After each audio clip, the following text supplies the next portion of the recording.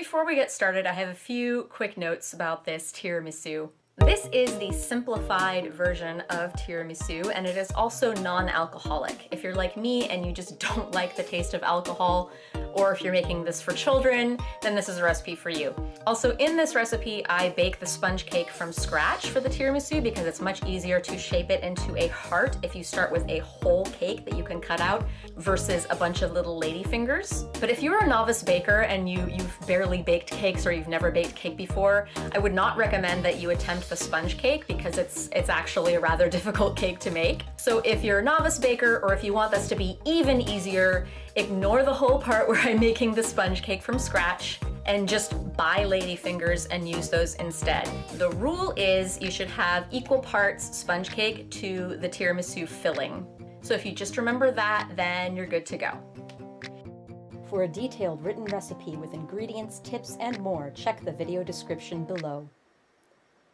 So we're going to start with the pan. I'm using a circular pan because I don't have a heart-shaped pan. This is a 6-inch circular pan. But, you know, you could buy a 6-inch heart-shaped pan, and I have a link in the description below. It's an affiliate link, so if you buy it, no extra charge to you, I get a cut. Hey. Anyway, regardless of your pan's shape, I weight it down with something. In this case, I'm using a sugar bowl. And I'm going to trace a circle. And for those of you who are like, oh no, pencil, it's unhealthy and poisonous to eat pencil, it's okay. I'm going to cut inside that circle that I have traced with these mighty scissors. And I can't do that with just one hand, with one hand holding the camera. So ta-da! This is your cut out parchment paper. And you'll notice that it doesn't exactly want to lay flat because parchment comes in a roll. But if you coax it down, it'll eventually stay. And if it doesn't stay, you can weight it down at the bottom with a little cake batter. That's a little baker's tip, but mine stayed, so we're good. Now these are all the ingredients that you are going to need for the sponge cake for the tiramisu. I have cornstarch and sugar and some flour and some vanilla extract and some cream of tartar, and I have 2 whole eggs, but I've got 2 bowls because I'm going to be separating the yolks from the whites. And I can't do that with one hand, so through the magic of film, ta-da! Separated yolks and whites. Now this is usually where bakers will say, start with the yolks, but no, I start with the whites. Adding a little bit of cream of tartar to stabilize. The reason why I start with the whites is because you have to have clean beaters to whip egg whites properly. And it's really annoying to whip something else with the beaters and then have to wash the beaters in the middle of your baking process so that you can whip the egg whites. Why not whip the egg whites first, and then you can use those dirty beaters, because it's okay to get egg whites in the egg yolk mixture, to whip the yolks afterwards. So that's my little tip. Anyway, I use this handheld mixture because a standing mixer is just, I mean, this is such a tiny amount of egg whites, a stand mixer is probably gonna have a hard time mixing it. So I use this little handheld KitchenAid mixer, and as you can see, I'm moving it in a circular motion with my actual wrist. I'm kind of mimicking the way a stand mixer would whip the egg whites, and that helps whip the whites that much faster and better.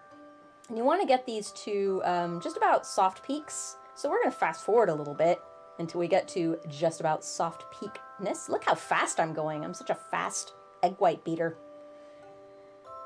Anyway, when they are a little bit beyond frothy and they're starting to think about forming soft peaks, this isn't quite soft peaks, I want to whip that a little bit more till it gets a little bit more soft peaky, and then we're going to start adding some sugar. Now, ordinarily, if I had 2 hands free and I wasn't holding a camera with one, I would be slowly streaming in the sugar whilst mixing with the electric mixer. But I can't do that, which is why I'm pausing in between to add the sugar. But you can totally just trickle the sugar in gradually. You don't want to dump it in all at once because that could keep your whites from beating up properly. And look at this. This looks pretty good, right? It looks like a nice puffy cloud of egg white. We're going to check them for stiff peaks. And as you can see, the peaks are falling over on themselves a little bit. So this is not quite ready yet. We want to whip that even further till it's really stiff peaks. Ooh, fast forward some more. If you've seen Great British Bake Off, you'll see Paul Hollywood like hold the egg whites over Mary Berry's head. That's how stiff your stiff peaks should be. They should really form peaks. So now onto the egg yolks. We're adding some vanilla and some sugar. And notice that I did not clean my beaters because I didn't have to. It's okay to get egg whites in your egg yolk mixture. So the egg yolks are even more difficult to beat when there's only 2 of them. It's a very small amount. But you eventually want to get it to this pale yellow thick consistency that we have here. Note how it takes a few seconds for the mixture to ooze back to the center of the bowl. And I'm sifting in some flour. This ideally would be cake flour, but I don't have cake flour on me at the moment, so I'm approximating it by replacing 2 of the tablespoons of this with some cornstarch. And now I'm just going to gently fold in 1/3 of the egg whites. This is sort of like sacrificing part of your egg white mixture to lighten up the flour and egg yolk mixture. So we're going to lose quite a bit of air when we incorporate these whites in, but it's okay. It's a sacrifice for the common good. When we mix the rest of the egg whites in, we'll be able to incorporate a lot more air, keep a lot more of that air that we whipped in intact. So I'm going to dump the rest of that mixture into the whites. And I like using a spatula to incorporate everything instead of a spoon. It works so much better at scraping the bowl as you go along and really getting everything incorporated.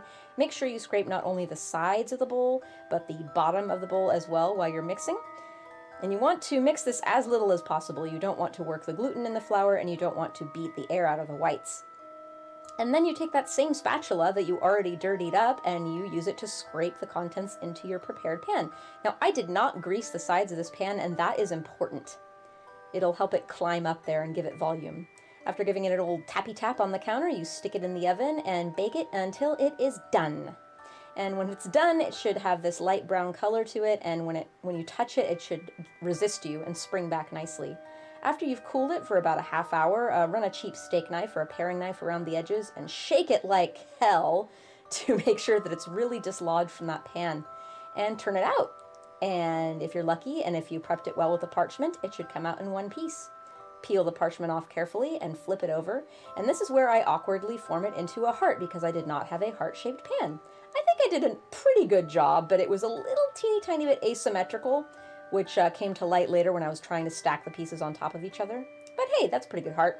And now you take a serrated knife, like a bread knife, and we're going to cut the whole thing in half. Ideally, this would be in thirds, but this is the simplified, less fuss version of this cake, she said after she spent like 8 minutes showing you how to make a French sponge cake.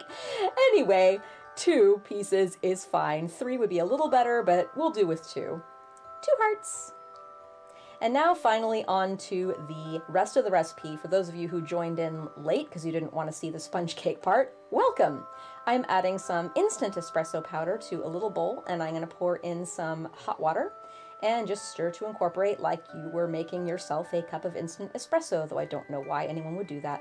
Mascarpone, the star of this cake. We're using about 6 ounces of that. Save the rest of it and put it on toast. It's delicious. And we're cutting that with a little heavy whipping cream. Not regular whipping cream, heavy whipping cream.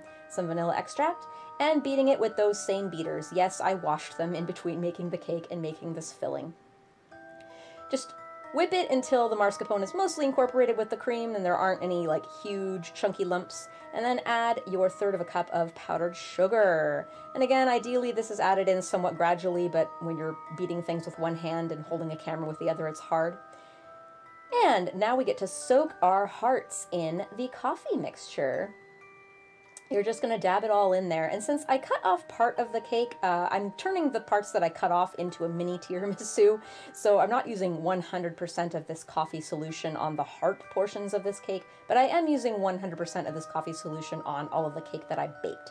So really soak it in there. You want a lot of coffee in there. It's going to give it just wonderful flavor. Even if you're not a big coffee person, I feel like tiramisu is a really good gateway to coffee loving because it's so lovely. And then this part is a little awkward and difficult, and you're probably going to make a big mess of it the first few times you try it.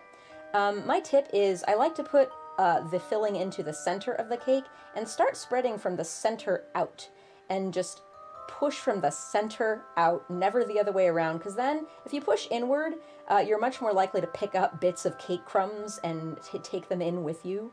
And it's okay if it does get a little messy because we're just going to cover the whole thing in grated chocolate and another piece of cake anyway. But here it is. I think I did a pretty decent job.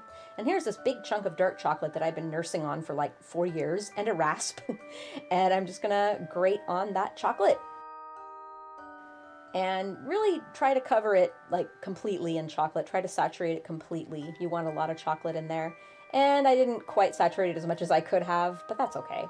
Press that other one down with your hand. I know it might feel gross to you to press like cake that's all wet with coffee, but press it down so that it'll coheed better to itself. Coheed, that's a word.